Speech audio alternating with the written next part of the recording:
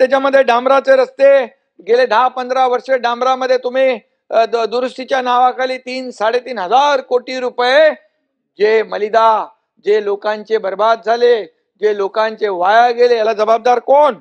जसा आणि म्हणून या ठिकाणी डांबरात हात काळे करण्याची संधी आता मिळणार नाही. आणि म्हणून जसा राजाचा जीव पोपटात असतो तसा काही जणांचा जीव मुंबईच्या रस्त्यात आहे.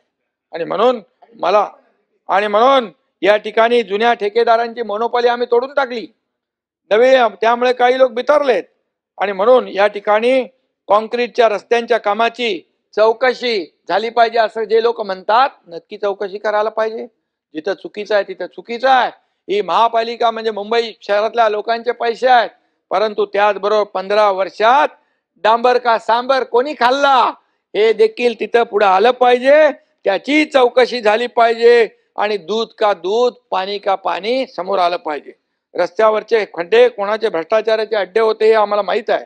आणि म्हणून त्या दिवशी काही मिस्टर बीन ने डस्टबिनचा उल्लेख केला. सर्वसामान्य शिवसैनिकांचा मिस्टर बीन आहे ना, मिस्टर बीन सर्वसामान्य शिवसैनिकांना कचरा समजण्याची वृत्ती, त्यामुळेच हे हाल झालेत. सगळेजण गेले. कचऱ्यातून जी एनर्जी सभापती महोदय निर्माण झाली ना, त्याचा हाय व्होल्टेज शॉक बसलाय आणि त्यातून काही लोक अजून सावरलेले नाहीत. बाळासाहेबांची शिवसेना त्यांनी काँग्रेसच्या डस्टबिन मध्ये टाकली होती, ती आम्ही सुरक्षित बाहेर काढण्याचा प्रयत्न केलेला आहे. आणि म्हणून डस्टबिन मध्ये कोण बसलं होतं कुणी बघितलं नाही, परंतु बाहेर आल्यानंतर कुणाला घाम फुटला होता हे पाहिलं, 3-3 ग्लास पाणी कुणी पिलं हे पाहिलं, चहा मागवा म्हणाले, चहा पण पिली, पण चहा कुठली होती?